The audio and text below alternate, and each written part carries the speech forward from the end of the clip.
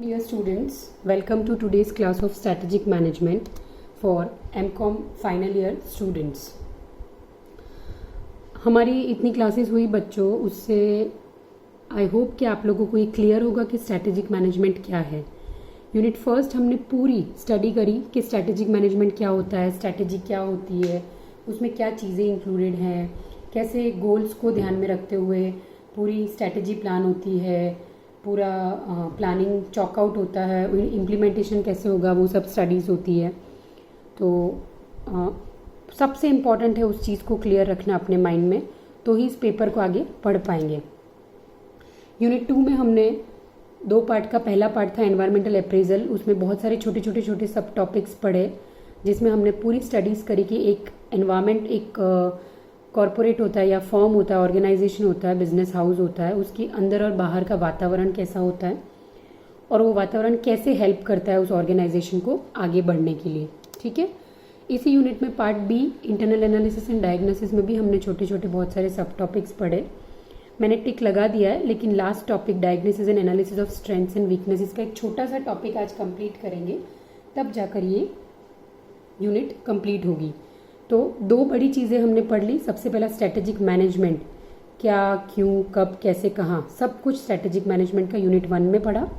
और यूनिट 2 में हम लोगों ने environment appraisal and internal analysis 2 चीज़ें पढ़ी कि एनवायरमेंट क्या होता है, कंपोनेंट्स क्या होते हैं, आंतरिक और बाहरी, और एनवायरमेंट की एनालिसिस, इंटरनल एनालिसिस कैसे होती है, प्रोसेसेस, और ये सब हमने पढ़ लिया. आज हम एक इम्पॉर्टेंट टॉपिक पढ़ने वाले हैं, methods of evaluating corporate capabilities. ठीक है. तो मेन हेडिंग है आज के टॉपिक का, इवेल्यूएटिंग अ फॉर्म्स इंटरनल कैपेबिलिटीज़. एक फॉर्म होता है, उसकी आंतरिक कैपेबिलिटीज़ क्या हैं. अगर हम पता कर पाएंगे कि एक फॉर्म की इंटरनल कैपेबिलिटीज़ क्या है, तो हम उस पर वर्क कर पाएंगे. हमें हमारी स्ट्रेंथ्स के बारे में पता होगा, तो उन स्ट्रेंथ्स को लेके आगे चल पाएंगे और उनकी सपोर्ट से या उनके भरोसे से हम हमारे बिजनेस को प्रॉफिट की तरफ ग्रोथ करवा पाएंगे. ठीक है. तो मेन टॉपिक है आज का methods of analysing corporate capabilities. उसमें पहला मेथड है functional area profile and resource deployment matrix. ठीक है.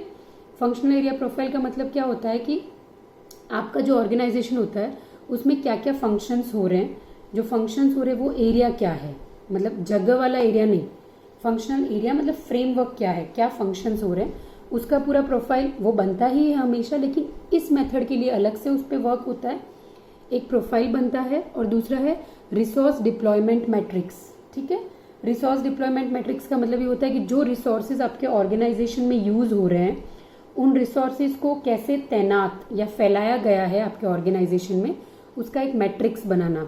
मैट्रिक्स एक प्रैक्टिकल टॉपिक है. आपको अपने स्टैटिस्टिक्स और अकाउंट्स की क्लासेस याद हो बीकॉम की, तब आपने उसमें मैट्रिक्स पढ़ा है. हमको बहुत ज़्यादा डिटेल्स में नहीं जाना है, बट हाँ, इसको थियरी के बेसिस पर बहुत अच्छे से पढ़ना है. स्टूडेंट, स्ट्रैटेजिक मैनेजमेंट एक थियरी पेपर है. यूँ करके जो स्टूडेंट्स होते हैं वो बेसिकली क्या करते हैं, एग्ज़ाम टाइम पे वो आप लोगों की 1 वीक सीरीज़ और ये सब बुक्स आती है, उनको प्रिफर करते हैं पढ़ना. मैंने ये चीज़ नोटिस करी है. फिर लास्ट मोमेंट पे कॉल्स आते हैं, मैम ये टॉपिक समझ ही नहीं आ रहा है, मैम इस यूनिट में से ये टॉपिक छोड़ दे तो चलेगा, मैम इस यूनिट में से क्या क्या इंपॉर्टेंट है बता दीजिए.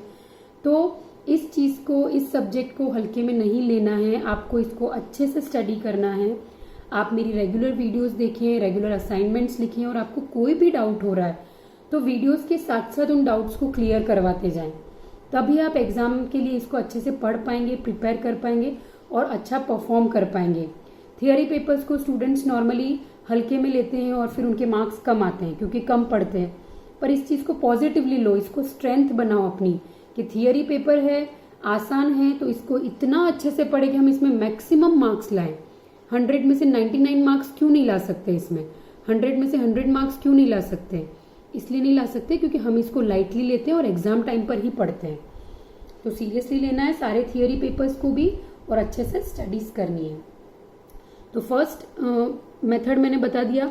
सेकेंड मेथड है स्ट्रेटेजिक एडवांटेज प्रोफाइल. ठीक है. स्ट्रेटेजिक एडवांटेज प्रोफाइल का मतलब ये होता है कि आपकी कंपनी में जो भी स्ट्रेंथ्स हैं, उन स्ट्रेंथ्स पे आपको काम करना है, उन स्ट्रेंथ्स को माइंड में रखते हुए अलग अलग स्ट्रेटेजीज प्लान होती है, उन स्ट्रेटेजीज को ध्यान में रखना है, उसका एक प्रोफाइल बनाना है और स्टडी करना है कि क्या हम हमारे गोल्स और एम्बिशंस को अचीव करने के लिए उस सही डायरेक्शन में चल रहे हैं। अगर नहीं तो हमें उस सही डायरेक्शन में चलना स्टार्ट करना होगा, तो ही हम प्रॉफिट्स अर्न कर पाएंगे। ठीक है। और तीसरा टॉपिक है स्वॉट analysis.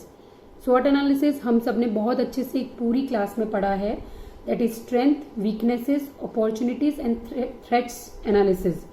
Strength analysis most important topic है इस पूरे पेपर का, क्योंकि हमने पहले भी मेथड्स में ही पढ़ा था, अभी फिर हम मेथड्स में इसको पढ़ रहे हैं, तो एग्जाम में भी ये रिपीटेड आता है, इसलिए ध्यान रखना, इसको अच्छे से स्टडी करना।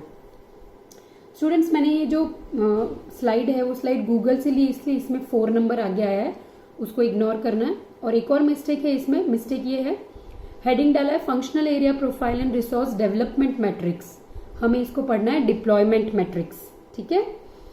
क्या कह रहा है ये मेथड, उसको स्टडी करते हैं। Hopper and scandal have developed this technique to make a comparative analysis of a firm's own resources deployment position and focus on efforts with those of competitors। ठीक है। 2 स्ट्रेटेजिस्ट्स हैं, हॉफर एंड स्कैंडल, उन लोगों ने एक technique develop करी है जिसमें क्या कर रहे हैं, अपनी खुद की ऑर्गेनाइजेशन की जो रिसोर्सेज हैं वो कैसे फैले हुए हैं ऑर्गेनाइजेशन के फंक्शनल एरियाज में, उसको स्टडी करके और फिर उन एफर्ट्स पे फोकस करना है जो आपको आपके कॉम्पिटिटर्स से आगे ले जाएं। ठीक है। फिर क्या कह रहे हैं, this technique first requires preparation of matrix of functional area with common features. पहला रोल ये होता है कि मैट्रिक्स बनता है फंक्शनल एरियाज का कॉमन फीचर्स के, और दूसरा क्या होता है, इस secondly matrix is prepared showing deployment and focus of efforts over a period of time. पहले बना दिया एक मैट्रिक्स कि क्या क्या फंक्शनल एरियाज हैं आपके बिजनेस में, आपके ऑर्गेनाइजेशन में, और उसी मैट्रिक्स में दूसरे स्टेज पे ये काम होता है कि क्या क्या रिसोर्सेज उन फंक्शनल एरियाज में फैले हुए हैं, ये स्टडी करना। ठीक है। The matrix gives data pertaining to resources deployment in various functional areas over a period of time. It also shows how the focus of efforts has changed within a time frame. ठीक है। वो बता रहा है, ये बता रहे हैं कि जो मैट्रिक्स बनता है इस मेथड के थ्रू, वो मैट्रिक्स हेल्प करता है कि ये बताने में कि आपकी कंपनी में फंक्शनल एरियाज कौन से हैं, उसमें रिसोर्सेज कैसे फैले हुए हैं, और विथ टाइम कैसे कैसे वो चेंजेस आ रहे हैं आपके रिसोर्सेज के यूज का कंपनी में। ठीक है। और इससे ये भी पता चल जाता है कि कितने एफर्ट्स लग रहे हैं और कितने और एफर्ट्स लगाने की जरूरत है कंपनी को आगे ले जाने के लिए। फर्स्ट मेथड हो गया। सेकेंड मेथड है स्ट्रेटेजिक एडवांटेज प्रोफाइल, इसका शॉर्ट नेम है SAP। SAP के बहुत अच्छे अच्छे कोर्सेज भी चल रहे हैं पूरे इंडिया में, अगर आप लोग थोड़े से अपग्रेडेड हो तो आपको आइडिया होगा कि SAP के कोर्सेज भी चलते हैं, ये वही चीज है। क्या कह रहा है ये, every firm has strategic advantages and disadvantages. For example, large firms have financial strength but they tend to move slowly compare to smaller firms and often can not react to changes quickly. No firm is equally strong in all its functions. In other words, every firm has strengths as well as weaknesses. Strategists must be aware of a strategic advantages or strengths of the firm to be able to choose the best opportunity for the firm. On the other hand, they must regularly analyze their strategic disadvantages or weaknesses in order to face environmental threats effectively. मतलब SAP में बिल्कुल clear cut बताया है कि जो strategic advantage है वो आपकी स्ट्रेंथ्स है। तो बोल रहे हैं कि आपको आपके स्ट्रेंथ्स की रेगुलर प्रोफाइल बनानी है, उस पर वर्क करते रहना है, उस पर फोकस रखना है, ताकि आप बिल्कुल भी कहीं से भी चूक नहीं जाओ प्रॉफिट अर्न करने में। और इसके साथ साथ यूं कह रहे हैं कि आपको आपके वीकनेसेस पे भी पूरा ध्यान रखना है as business organisation, so that आपके जो एनवायरमेंटल थ्रेट्स आएंगे उनको फेस करने के लिए आप प्रिपेयर्ड रहो। ठीक है। ये थियरी में समझने में बहुत इजी लग रहा है, और जितना अच्छे से इसको समझोगे उतना आपको एनालाइज होगा, समझ आएगा कि प्रैक्टिकल में एस्पेक्ट में बहुत बड़ा और बहुत इंपॉर्टेंट है। ठीक है। और लास्ट मेथड है स्वॉट, strength, weaknesses, opportunities, threats. I don't think students इसको वापस रिपीट करने की जरूरत है। अगर फिर भी समझ नहीं आया हो तो स्वॉट की जो मैंने एक अलग से क्लासेस ली है, क्लास लिए वीडियो लिए आपको सेंड किया है, उसको आप देख लीजिएगा। ठीक है, आज का असाइनमेंट का क्वेश्चन है explain the methods of analysing corporate capabilities. Okay, जो 3 मेथड्स मैंने बताई हैं वही आपको इस असाइनमेंट में डिटेल्स में लिखनी है। पीडीएफ नोट्स मैं आपको इस वीडियो के साथ कनेक्ट करके दे रही हूँ, पीडीएफ में नोट्स दे दूंगी अलग से आपके व्हाट्सएप ग्रुप्स में, उसमें सारे नोट्स हैं डिटेल में, उनकी हेल्प से आप असाइनमेंट्स कंप्लीट करिएगा। Thank you students.